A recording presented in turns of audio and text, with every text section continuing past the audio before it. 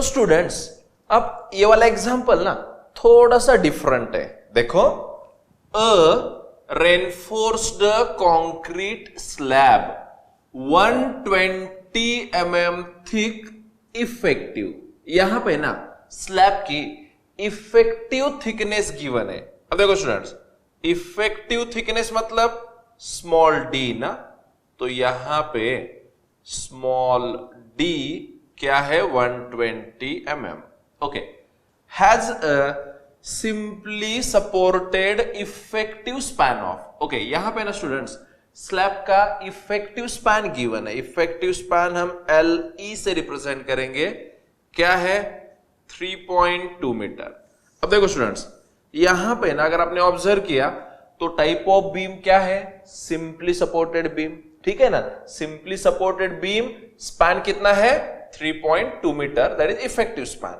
Okay, it is reinforced with, देखो it is reinforced with 12 mm diameter bar at a spacing of 100 mm, ठीक है ना students. देखो यहां पे जो स्टील बार यूज किया है ना उसका डायमीटर कितना है 12 mm, ठीक है ना। एंड मोस्ट इंपॉर्टेंट स्पेसिंग क्या है 100 mm। स्टूडेंट ये जो कंसेप्ट है ना स्पेसिंग वगैरह, आपको डिजाइन ऑफ स्लैब चैप्टर है आगे, उसमें सब क्लियर हो जाएगा। अभी तो सिर्फ ना ये जो पॉइंट है ना याद रखो, ठीक है। ओके, हमें यहां पे स्पेसिंग गिवन है, calculate the safe load including self weight, मतलब हमें यहां पे स्टूडेंट्स क्या फाइंड करना है, सेफ यूडीएल की इंटेंसिटी फाइंड करना है। और एक बार चलो रिवाइज करेंगे, यहां पे टाइप ऑफ बीम क्या गिवन है, देखो simply supported beam having span 3.2 meter. यहां पे स्टूडेंट्स हम फैक्टर्ड यूडीएल की इंटेंसिटी हम कंसिडर करेंगे WD kilo newton per metre.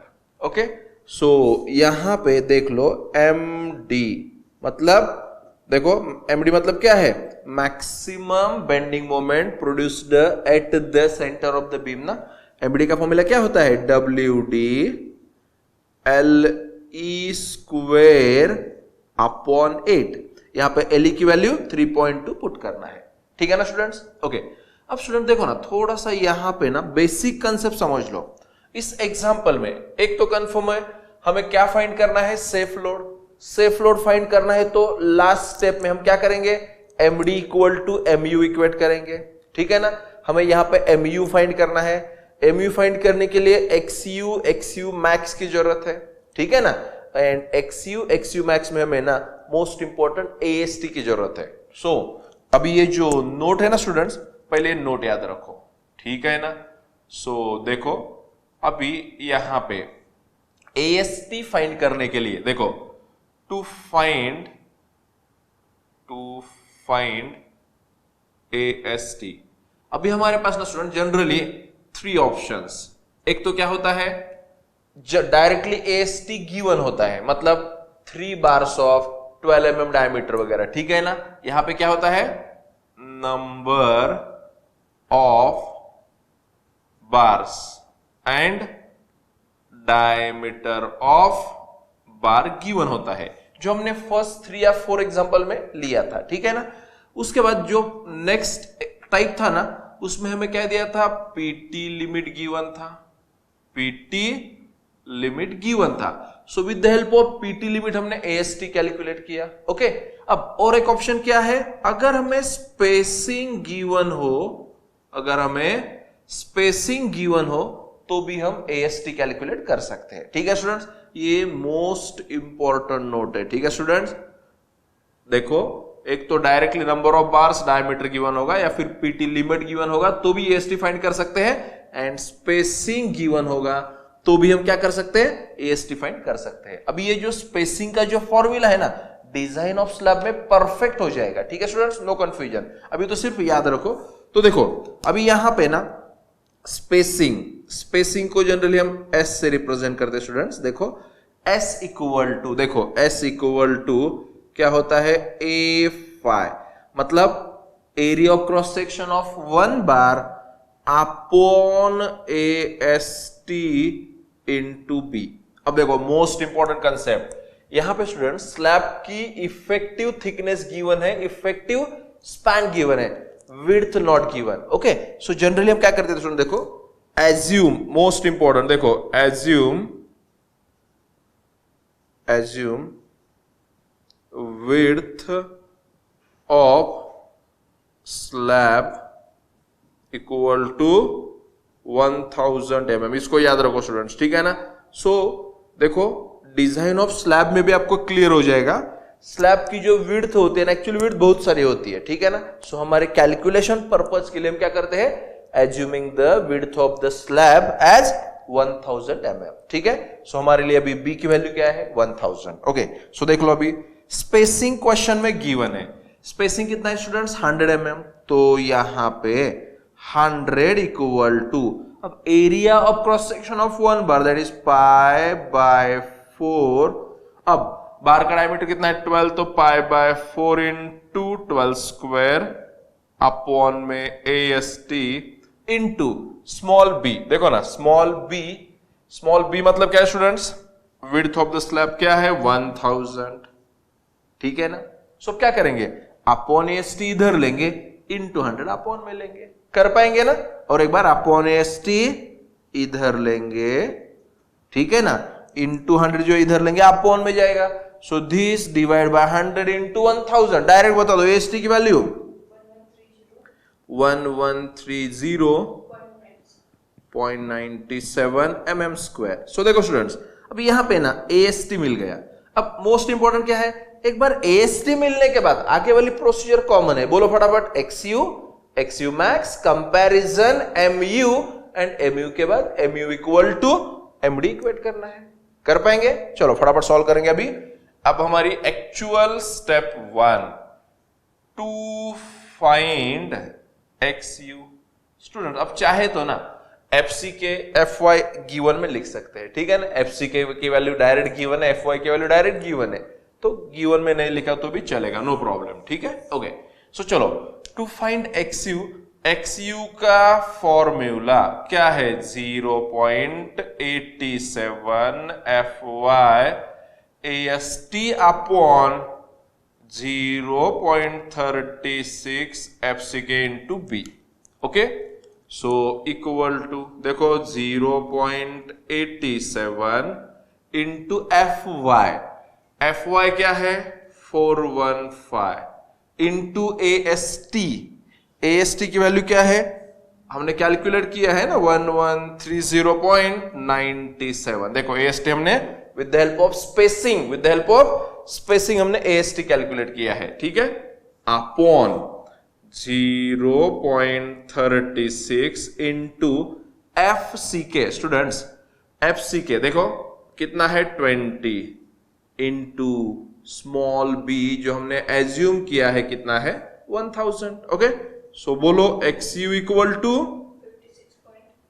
56.713 mm, ठीक है। XU के बाद स्टूडेंट्स स्टेप 2 क्या है, टू फाइंड, देखो टू फाइंड XU मैक्स, ठीक है ना। XU max depends upon grade of the steel. Okay, so यहां पे लिखेंगे for FE 415 grade steel, for FE 415 grade steel XU max equal to 0.479D। 0.479D मतलब 0.479 इंटू स्मॉल d की value क्या है 120, ठीक है ना। सो बोलो XU max की वैल्यू 57.48 यूनिट क्या है mm, ठीक है। देखो XU तैयार है स्टूडेंट्स, XU मैक्स तैयार है। ओके, अब XU एंड XU मैक्स के बाद ओके हमारी स्टेप 3 क्या है, देखो अच्छी तरह से, compare XU and XU max, ठीक है ना। सो कैसे कंपेयर करते हैं स्टूडेंट्स, अभी देखो यहां पे एक्स यू इक्वल टू, देखो एक्स यू हमने स्टेप 1 में कैलकुलेट करके रखा है 56.713 mm, ठीक है ना। एक्स यू मैक्स, ठीक है ना स्टूडेंट्स, एक्स यू मैक्स की वैल्यू क्या है 57.48 mm। अब चेक करो स्टूडेंट्स, यहां पे ना एक्स यू मैक्स ग्रेटर है ना, यानी x you less, therefore beam is under enforced, therefore beam is, या फिर स्लैब इज बोला तो भी चलेगा student, therefore slab is under reinforced, ठीक है ना। अब अंडर रेनफोर्स्ड है तो क्या करेंगे, फॉर अंडर रेनफोर्स्ड स्लैब, देखो अच्छी तरह से हम यहां पे for under reinforced slab M U equal to, formula क्या है स्टूडेंट, देखो एम यू इक्वल डायरेक्ट लिखेंगे 0.87 FYAST in bracket D minus 0.42 XU, ठीक है ना।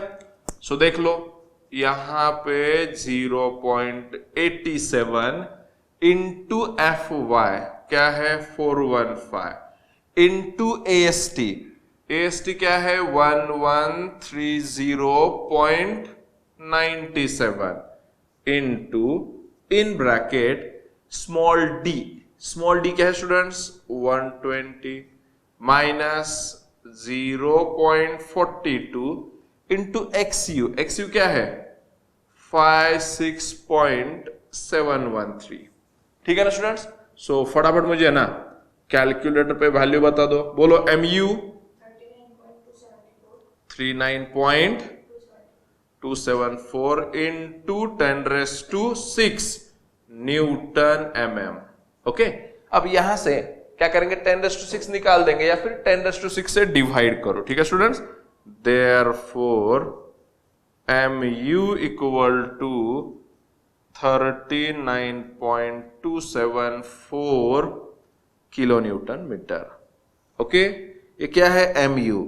अब देखो mu मिलने के बाद ना स्टूडेंट्स क्या करेंगे, इक्वेटिंग mu एंड md, हमें क्या मिल जाएगा factor UDL, with the help of factor UDL safe UDL calculate करेंगे, ठीक है। सो हमारी स्टेप 4 देखो अच्छी तरह से, स्टेप 4 क्या है देखो, टू फाइंड सेफ यूडीएल, ठीक है ना।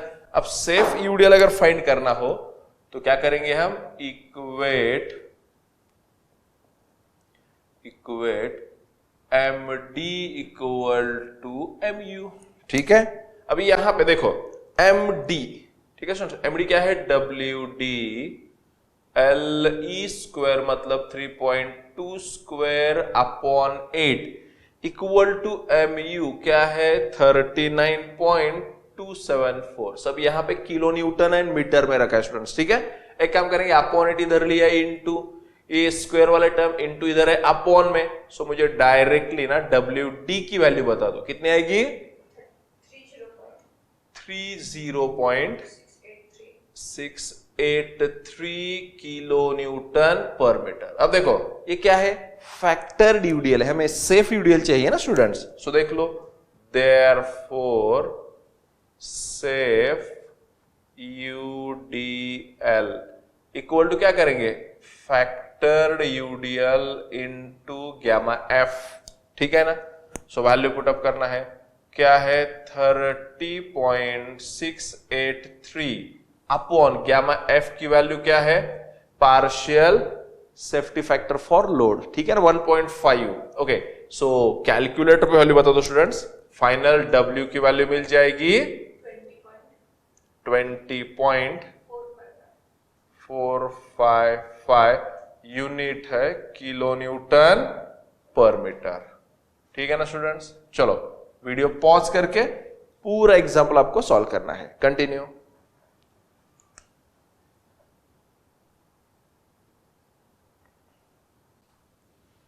नेक्स्ट क्वेश्चन देखो स्टूडेंट्स, अब ये वाला एग्जाम्पल ना थोड़ा सा डिफरेंट है, देख लो।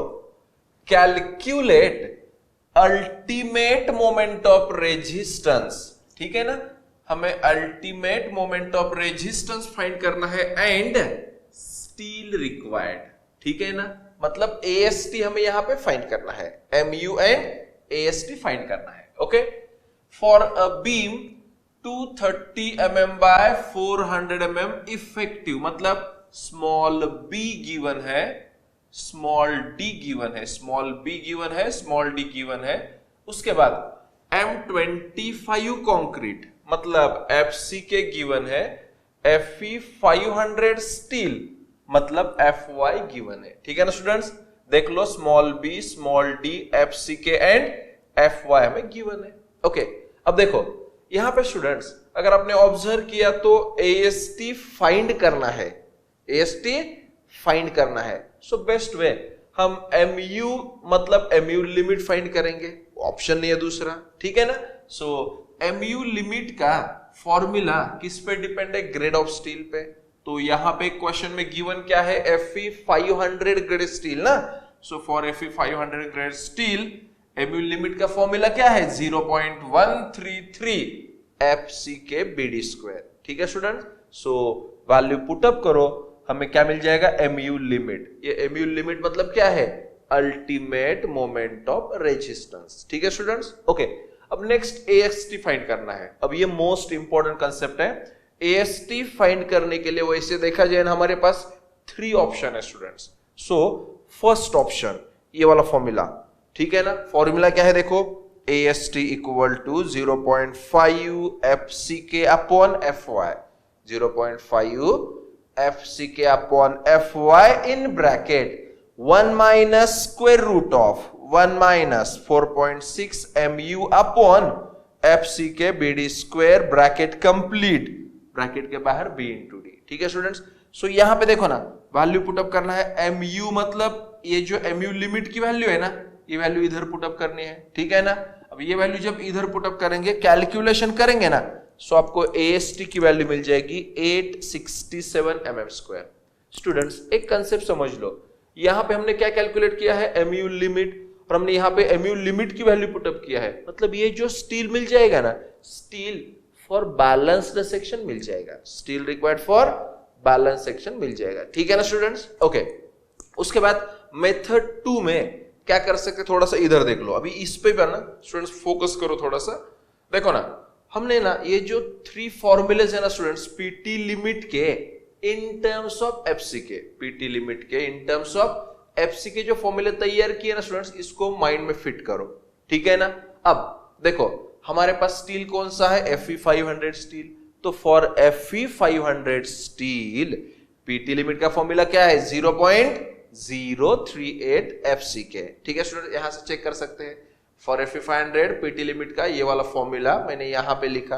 अब PT लिमिट मतलब क्या है, AST upon BD into 100, FCK क्या है 25 इंटू 100 इधर लिया, अपॉन BD इधर लिया, इंटू BD, तो आपको क्या मिल जाएगा, देखो यहां पे AST मिल जाएगा, ठीक है ना स्टूडेंट्स। ओके, ये क्या है, मेथड 2। अब इसके लिए ना आपको ये तीनों फॉर्मूले याद रखने पड़ेंगे, ठीक है ना, आगे इसकी जरूरत पड़ने वाली है, तो अभी माइंड में फिट करो, ठीक है। एट थर्ड ऑप्शन क्या है, देखो थर्ड ऑप्शन क्या है स्टूडेंट्स, जो XU का फॉर्मूला होता है ना, जनरल फॉर्मूला क्या है XU का, 0.87 FY AST upon 0.36 FCK into B।